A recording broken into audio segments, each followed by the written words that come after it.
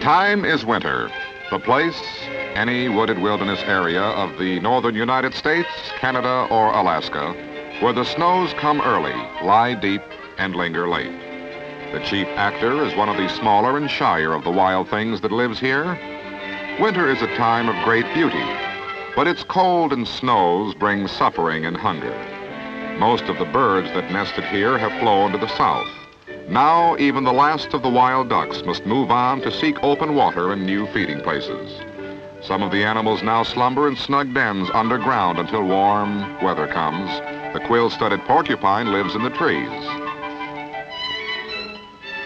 Deer must struggle through snows that grow deeper for food that gets scarcer. Before spring arrives, all will be hungry, and many will starve. And even the fleet-footed fox must now travel at a slower pace. But here are the tracks of one of Mother Nature's children that finds these conditions entirely to his liking. This one is admirably adapted to his way of life and superbly suited to live in the deep snow country. Every thicket is a place of refuge that shelters him from storms, conceals him from enemies, and furnishes him with an abundant food supply. Nature has given him a warm and woolly overcoat of white to match the winter's landscape. She put snowshoes on his great hind feet, and on these he travels over snow with the greatest of ease. In times of danger, they take him to some place of safety. But when danger is past, he ventures out again, and wherever he goes, he leaves behind his footprints in the snow. It is true that nature gave him an overcoat of white to match the winter's landscape. She put white fur mittens on his front feet and snowshoes on his huge hind feet. But the hair must take care of that equipment. The fur must be sleek and dry at all times, or he will freeze. He must take care of those snowshoes, too. Each drop of water he must lick off before it freezes. Every ball of ice he must remove, because those balls of ice would slow him down. And if he loses just one race, he will never get a chance to run another. Just how good his protective color is, you can see for yourself when the scene changes.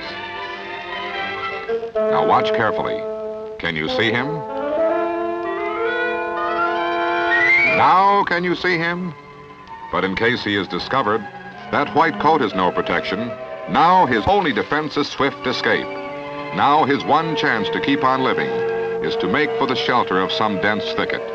If he gets to the thicket in time, he lives. If not, the enemy eats. That time he made it, but the owl is a persistent enemy, and tomorrow night he may try again, later again and again. And the owl is only one of the hungry hunters that pursue him. There are lynx, bobcats, mountain lions, foxes, coyotes, and wolf packs, martens, fishers, mink, and weasels. All these and many others prey upon the snowshoe hare. At every moment of the day or night, at any season of the year, he must be on constant guard against surprise attack by hungry enemies. Not only does he change his coat when winter comes, but his entire manner of living. Now, instead of feeding on leaves and grasses, he must browse on evergreens, bark, and buds. Should the snow go too quickly, his white coat can be a distinct disadvantage, for then it is easier for enemies to pick him out and pick him up. So nature changes him from white to brown again, while the snows still lie deep in the woods. Early spring finds him lean and hungry. Eagerly he hunts for food that has been uncovered by the melting of the snows. But another urge also stirs within him and impels him from the shelter of the thickets. Early spring is the beginning of the mating season. When rival males meet, they wage fierce battles. They slash with sharp teeth and kick and claw with great hind feet until one is either killed or runs away.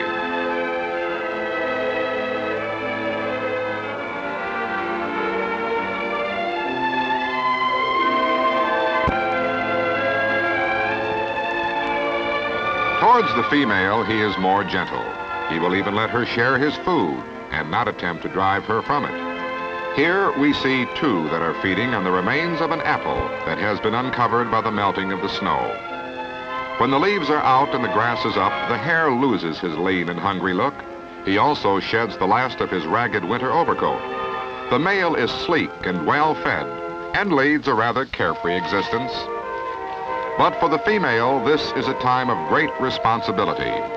Now her first litter of young of the season is born. She hides them in the seclusion of some dense thicket, and should a small animal come too close, she attacks it with a ferocity you would never expect. She can bite like a muskrat and kick like a mule. Few animals her size dare to stand against her. These baby snowshoe hares are not born blind and helpless like the young of cottontails and other rabbits. They are born fully furred, their eyes are open, and they can walk the day they are born. These little ones are less than 2 days old. By the end of 5 days, they are able to make short excursions out from the nest and feed on tender leaves and grasses. At the end of a week, they are fully able to take care of themselves, and after a few short weeks, are fully grown. Here is a little one in the foreground and the mother in the background. Now watch what happens when another female comes too close. Even the male is not welcome in the vicinity of the thicket where the young are hidden.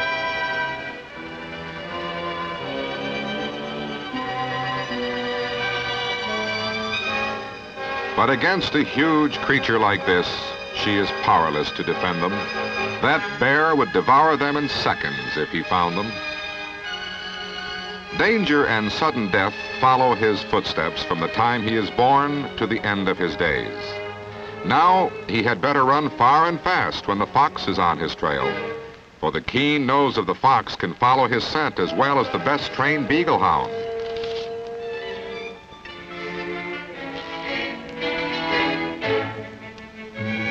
But that is a wise rabbit. It takes to the water, and the fox loses his trail at the water's edge. It seemed to know that the red fox does not like to get its feet wet. So it hides itself among the cattails and waits until the fox goes on his way.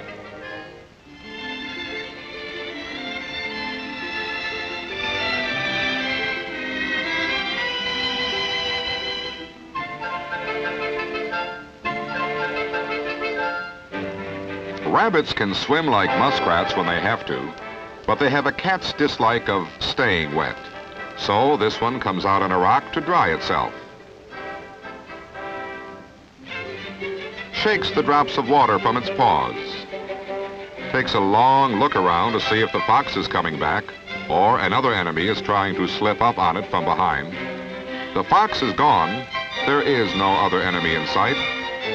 So it shakes its paws again, washes its face, brushes out its whiskers, and when fully satisfied with its appearance, it goes about the serious business of getting something to eat.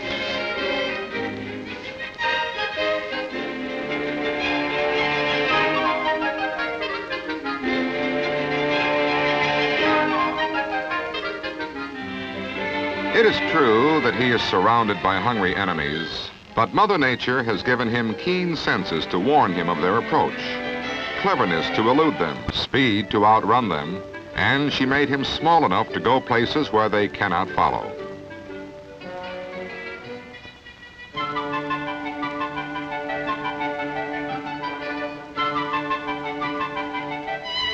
She even equipped him with sensitive nerves in his feet that can detect the footsteps of a stealthy stalker approaching from behind.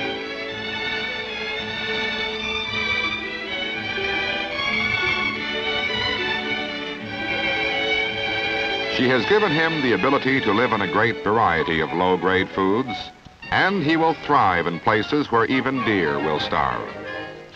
She has fitted him well for the rough and rugged country where he makes his home. As the crisp days of autumn come, he begins to change his coat to match the changing season. Stiff white hairs grow out between his toes and on the bottoms of his feet. First, his feet turn white, then his legs, and then the underparts of his body. As days grow short and nights get longer and colder, winter begins to move down from the north. The snowshoe hare rapidly changes his summer coat of brown for a warm white overcoat of fur.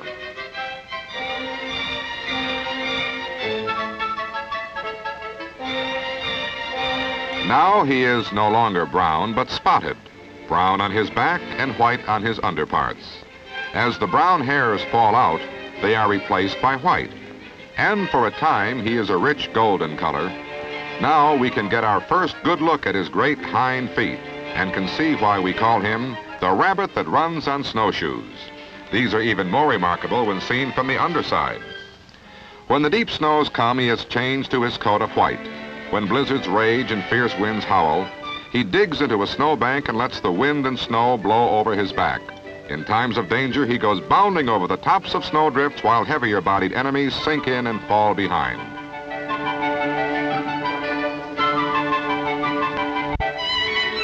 His flight is swift, his habits shy, and manner furtive.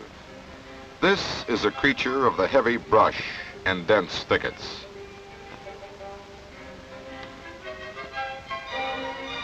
Himself he can conceal from the keenest eye, but his telltale tracks record his movements, reveal his habits, and betray his presence.